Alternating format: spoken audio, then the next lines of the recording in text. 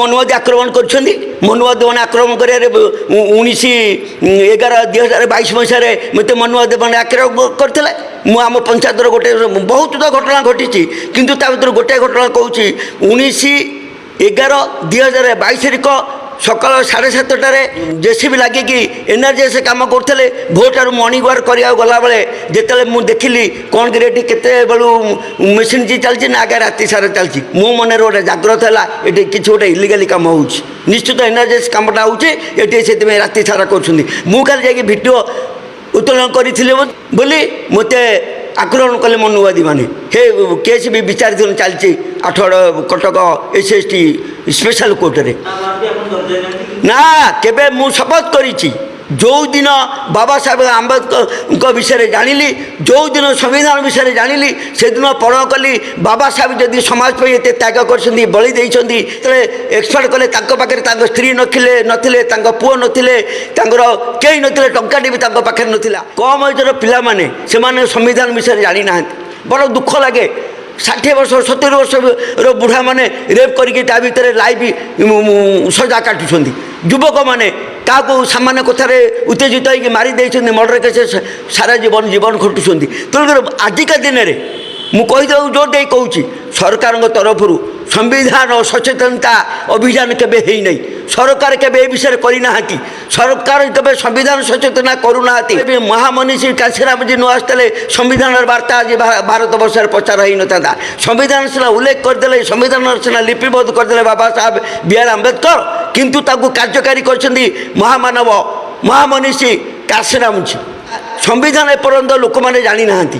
ସମ୍ବିଧାନ କ'ଣ ଜାଣିନାହାନ୍ତି। ସରକାରଙ୍କର ବହୁତ ବ୍ୟବସ୍ଥା ହେଉଛି ଲୋକମାନେ ଉପକୃତ ହେବା ପାଇଁ, କିନ୍ତୁ ସମ୍ବିଧାନ ଯଦି ନ ଜାଣିବେ, ଆଇନ କାନୁନ ବିଷୟରେ ନ ଜାଣିବେ, ଲୋକ କେମିତି ସମ୍ବିଧାନର ଉପଭୋଗ କରିବେ? ଏ ପର୍ଯ୍ୟନ୍ତ ଭାରତବର୍ଷ 79ତମ ସ୍ୱାଧୀନତା ଦିବସ ଆମେ ପାଳନ କଲେ ମଧ୍ୟ କିନ୍ତୁ ଆଜି ପର୍ଯ୍ୟନ୍ତ ଲୋକ ସମ୍ବିଧାନ ବିଷୟରେ ସଚେତନ ନାହାନ୍ତି। ସଚେତନ ହେଇଥିଲେ ଆଜି ଆମର ସୁପ୍ରିମକୋର୍ଟର ଚିଫ୍ ଜଷ୍ଟିସ୍ ଗୋବାଇ ତାଙ୍କ ଉପରେ କ'ଣ ଚପଲ ମାଡ଼ ହେଇଥାନ୍ତା? ମୁଁ ନିବେଦନ କରିବି ଆପଣମାନଙ୍କ ମାଧ୍ୟମରେ, କେନ୍ଦ୍ର ସରକାରଙ୍କୁ ନିବେଦନ କରିବି, ତୁରନ୍ତ ଏହି କାର୍ଯ୍ୟକ୍ରମରେ ଗୋଟେ ଦଳିତ ଲୋକ ଆଜି ଚିଫ୍ ଜଷ୍ଟିସ୍ ଆମେ ଗର୍ବରେ ଫାଟି ପଡ଼ୁଛୁ। ସେ ଯାହା କରୁଛନ୍ତି 150 କୋଟି ଲୋକଙ୍କର ଜନସାଧାରଣ ପାଇଁ କାମ କରୁଛନ୍ତି।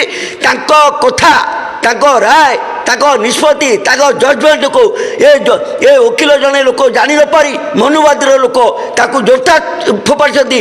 ଭାରତବର୍ଷରେ ମାତ୍ର 100-200 ଟଙ୍କା ମଦ ମାଂସରେ ଲୋକ ପ୍ରଭାବିତ ହେଇଯାଉଛନ୍ତି, କିନ୍ତୁ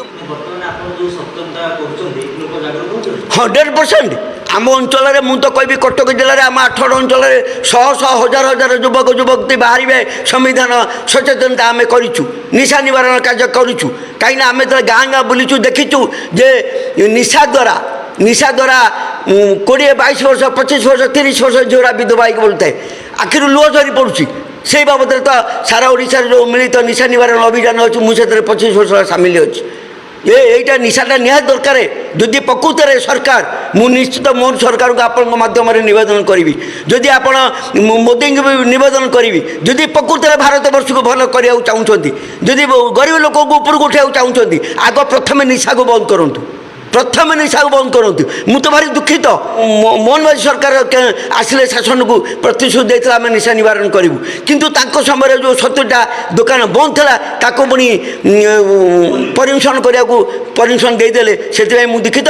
ଆପଣଙ୍କ ମାଧ୍ୟମରେ ମୋହନ ମାଝୀ ସରକାରଙ୍କୁ ମୁଁ ନିବେଦନ କରିବି, ଯେତେ ଜଲ୍ଦିରୁ ଜଲ୍ଦି ନିଶାମୁକ୍ତ ଅଭିଯାନ କରନ୍ତୁ, ଟୋଟାଲି ସାରା ଓଡ଼ିଶାକୁ ନିଶା ନିବାରଣ କରନ୍ତୁ। ନାହିଁ ତ ପୁରା SC ST OBC ମାନେ ରାଜରାସ୍ତାରୁ ବାହାରିବେ। ଯେତେ ମଦ ଭାଟି, ଯେତେ ସରକାରୀ ମଦ ଦୋକାନ ତାକୁ ଆକ୍ରମଣ କରି ଚୁରମାର କରିବେ। ଏଇଟା ଯେ IAS ଅଫିସରଟିଏ ହେଲେ ମଧ୍ୟ ଗୋଟିଏ ଭୋଟ, କୋଟିପତି ଲୋକ ହେଲେ ବି ଗୋଟିଏ ଭୋଟ, ଶିଳ୍ପପତିଟିଏ ହେଲେ ବି ଗୋଟିଏ ଭୋଟ, ମୂଲିଆଟିଏ ହେଲେ ବି ଗୋଟିଏ ଭୋଟ। ସେଥିପାଇଁ ଆମେ ଗର୍ବିତ।